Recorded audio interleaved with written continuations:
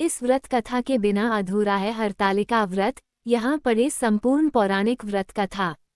जय माता रानी। दोस्तों, हर हर महादेव। आप सभी माताओं बहनों को हरतालिका तीज की हार्दिक शुभकामनाएं।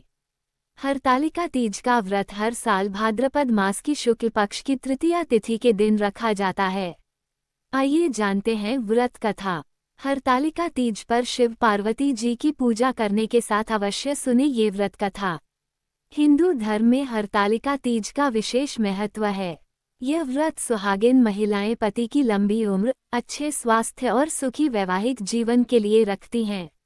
आपको बता दें कि ये व्रत करवा चौथ की तरह की निर्जला रखा जाता है। इस दिन दिनभर निर्जला व्रत रखने के साथ शिव पार्वती जी की विधिवत पूजा करने का विधान है। वहीं इस साल हरतालिका तीज का व्रत 26 अगस्त को रखा जाएगा। वहीं इस दिन इस व्रत को रखने के साथ साथ विधिवत पूजा करने के बाद अंत में हरियाली तीज के व्रत कथा का पाठ जरूरी माना जाता है। आइए जानते हैं इस व्रत कथा के बारे में।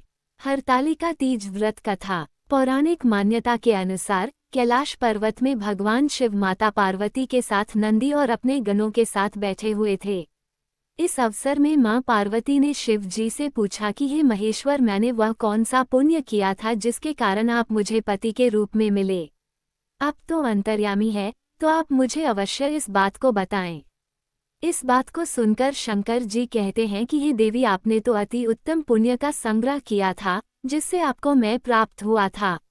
आपने भादो मास के शुक्ल पक्ष की तीज के नाम में प्रसिद्ध है।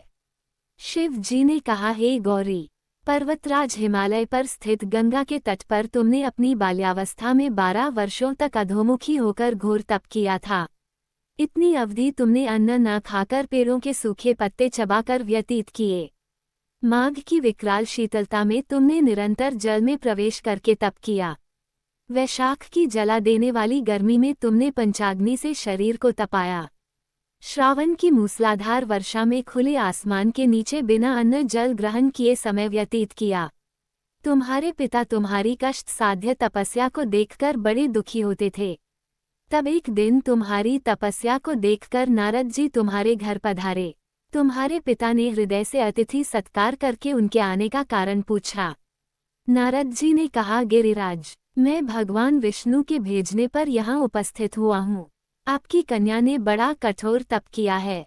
इससे प्रसन्न होकर वे आपकी सुपुत्री से विवाह करना चाहते हैं। इस संदर्भ में आपकी राय जानना चाहता हूँ।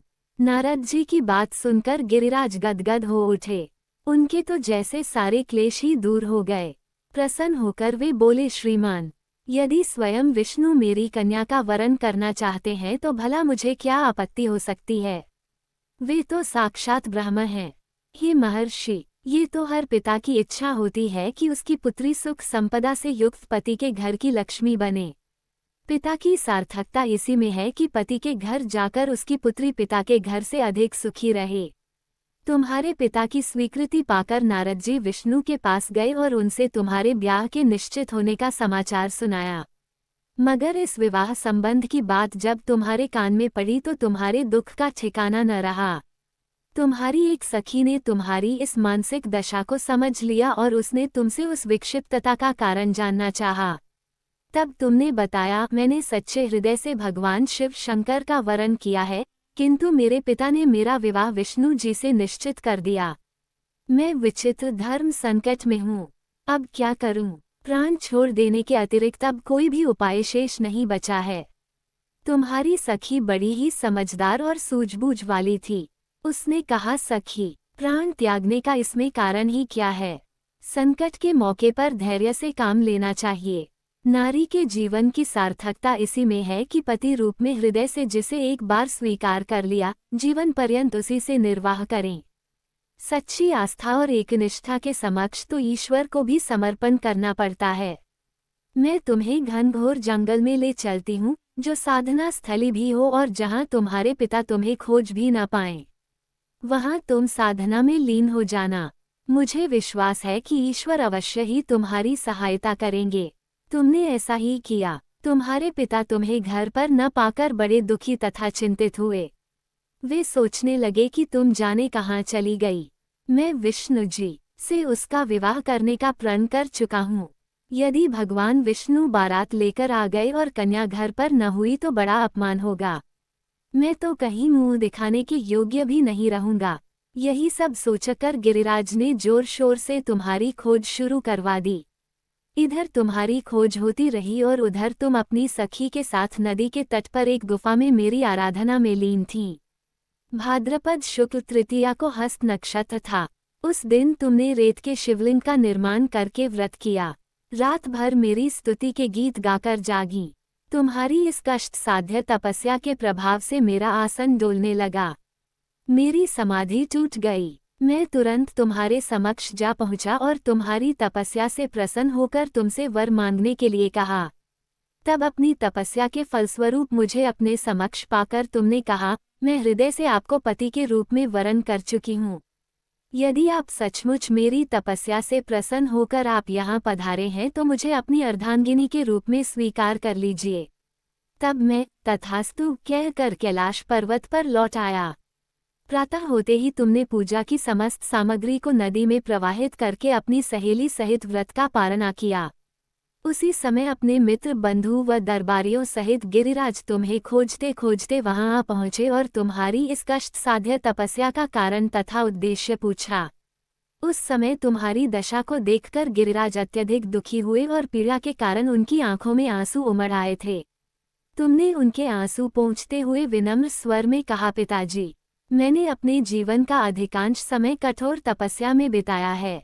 मेरी इस तपस्या का उद्देश्य केवल यही था कि मैं महादेव को पति के रूप में पाना चाहती थी। आज मैं अपनी तपस्या की कसौटी पर खरी उतर चुकी हूँ। आप क्योंकि विष्णु जी से मेरा विवाह करने का निर्णय ले चुके थे, इसलिए मैं अपने आराध्य की खोज में घर छोड़कर चली आई। अब मैं आपके साथ इसी शर्त पर घर जाऊंगी कि आप मेरा विवाह विष्णु जी से न करके महादेव जी से करेंगे। गिरिराज मान गए और तुम्हें घर ले गए। कुछ समय के पश्चात शास्त्रोक्त विधि विधान पूर्वक उन्होंने हम दोनों को विवाह सूत्र में बांध दिया। हे पार्वती, भाद्रपद की शुक्ल तृतीया को तुमने मेरी आराधना करके जो व्रत किया था, उसी के फलस्वरूप मेरा तुमसे विवाह हो सका। इसका महत्व यह है कि मैं इस व्रत को करने वाली कुंवारियों को मनोवांछित फल देता हूँ। इसलिए सौभाग्य की इच्छा करने वाली प्रत्येक युवती को यह व्रत पूरी एकनिष्ठा तथा आस्था से करना चाहिए। सुहागिनों के लिए हरतालिका तीज का महत्व। विवाहित महिलाओं के लिए हरतालिका तीज का व्रत काफी महत्व रखता है, जिसका साल भर वो बेसब्री से इंतजार करती हैं। क्योंकि इस दिन महिलाएं निर्जला व्रत रखकर पति की लंबी उम्र, अखंड सौभाग्य और सुखी वैवाहिक जीवन की मंगल कामना भी करती हैं। हरतालिका तीज का संबंध माता पार्वती के कठिन तप से जुड़ा, जो उन्होंने शिव को पति के रूप में पाने के लिए किया था। वर्षों निर्जल व्रत रहकर पार्वती जी ने कठिन तपस्या की थी और आखिर में महादेव उन्हें प्राप्त हुए। हरतालिका तीज का कठिन व्रत रखकर इसी तरह महिलाएं भी अपने पति के साथ अटूट प्रेम और समर्पण की भावना को दर्शाती है। पति की लंबी आयु के लिए हरतालिका तीज का व्रत सुखी वैवाहिक जीवन के लिए भी रखा जाता है। माना जाता है कि श्रद्धापूर्वक इस व्रत को करने से दाम्पत्य जीवन में आपसी समझदारी, प्रेम और सौहार्द भी बढ़ता है। इस व्रत के माध्यम से शिव पार्वती की तरह आदर्श वैवाहिक जीवन का आशीर्वाद प्राप्त किया जा सकता। हरतालिका तीज का व्रत कैसे करते हैं? क्या इस व्रत में पानी पी सकते हैं? जान ले क्या है नियम। हरतालिका तीज का व्रत इस साल 26 अगस्त 2025 मंगलवार को रखा जाएगा। इस व्रत को कुमारी और सौभाग्यवती स्त्रियां करती हैं। यहाँ हम आपको बताएंगे हरतालिका तीज व्रत कैसे रखा जाता है और इसके नियम क्या हैं। हरतालिका तीज का व्रत कैसे करते हैं? हरतालिका तीज भाद्रपद शुक्ल पक्ष की तृतीया तिथि को मनाई जाती है। इस दिन महिलाएं शुभ मुहूर्त में भगवान शिव और माता पार्वती की विधि विधान पूजा करती हैं और तीज की कथा सुनती हैं। ऐसी मान्यता है कि इस व्रत को करने से पति को लंबी आयु की प्राप्ति होती है। हरतालिका तीज की कथा अनुसार ये व्रत सबसे पहले माता पार्वती ने भगवान शिव को पति रूप में पाने के लिए किया था, इसलिए इस व्रत को कुंवारी कन्याएं भी अच्छे वर की प्राप्ति के लिए रखती हैं। लेकिन इस व्रत को करने के नियम क्या है, यहाँ हम इस बारे में जानेंगे। हरतालिका तीज का व्रत कैसे रखते हैं? हरतालिका तीज का व्रत निर्जला रखा जाता है। इस दिन प्रदोष काल में भगवान शंकर और माता पार्वती की रेत या बालू से बनाई गई प्रतिमाओं की विधि विधान पूजा की जाती है और साथ ही कथा भी सुनी जाती है। इस पूजा में शिव पार्वती को प्रसाद के रूप में फल, खीर और हलवा का भोग लगाया जाता है। पूजा के समय सुहाग की पिटारी में सुहाग की सारी वस्तुएं रखकर माता पार्वती को चढ़ाई जाती हैं। साथ ही शिव जी को धोती और अंगोछा चढ़ाया जाता है। पूजा के बाद में सुहाग सामग्री सास के चरण स्पर्श करने के बाद किसी ब्राह्मणी और ब्राह्मण को दान कर दी जाती है। इस व्रत में रात्रि जागरण करने का खास महत्व माना जाता है। इस व्रत का पारण अगले दिन सूर्योदय के बाद किया जाता है। व्रत पारण से पहले महिलाएं शिव पार्वती की विधि विधान पूजा करती हैं और आरती के बाद माता पार्वती को सिंदूर चढ़ाती हैं और वही सिंदूर अपनी मांग में भी भरती हैं। इसके बाद प्रसाद में चढ़ाए गए भीगे चने, ककड़ी और हलवे का प्रसाद ग्रहण कर व्रत खोल लिया जाता है। हरतालिका तीज के नियम। हरतालिका तीज का व्रत सूर्योदय से लेकर अगले दिन के सूर्योदय तक रखा जाता है। ये व्रत निर्जला रखा जाता है, यानी इस व्रत में अन्न जल कुछ भी ग्रहण नहीं किया जाता है। धार्मिक मान्यताओं अनुसार हरतालिका तीज व्रत एक बार शुरू करने पर इसे बीच में छोड़ा नहीं जाता है। इस व्रत में रात्रि जागरण करने का विशेष महत्व माना जाता है। हरतालिका तीज व्रत सौभाग्यवती स्त्रियां के अलावा कुंवारी कन्या भी कर सकती हैं। शास्त्रों में विधवा महिलाओं को भी ये व्रत रखने की आज्ञा है। इस व्रत में शिव पार्वती की मिट्टी या बालू से निर्मित प्रतिमाओं की पूजा का विधान है। इस व्रत में माता पार्वती को सुहाग सामग्री जरूर चढ़ानी चाहिए। अगले दिन माता को चढ़ाया गया सुहाग का सामान किसी को दान में दे दिया जाता है। इस दिन सुबह और शाम दोनों समय शिव पार्वती की पूजा होती है, लेकिन शाम की पूजा का सर्वाधिक महत्व माना जाता है। पीरियड्स में भी इस व्रत को नहीं छोड़ना चाहिए। ऐसे में आप किसी और से पूजा करा सकती हैं। गर्भवती और बीमार महिलाओं को ये व्रत निर्जला नहीं रखना चाहिए। कुछ न कुछ फलाहारी भोजन लेते रहना चाहिए। पूजा के लिए बनाई गई शिव पार्वती की प्रतिमाओं को अगले दिन विधिवत विसर्जित कर देना चाहिए। हरतालिका तीज में पानी पी सकते हैं। वैसे तो हरतालिका तीज व्रत में पानी नहीं पिया जाता है, लेकिन जिन महिलाओं के लिए निर्जला व्रत रह पाना संभव नहीं होता है, वो शाम की पूजा के बाद पानी पी लेती हैं।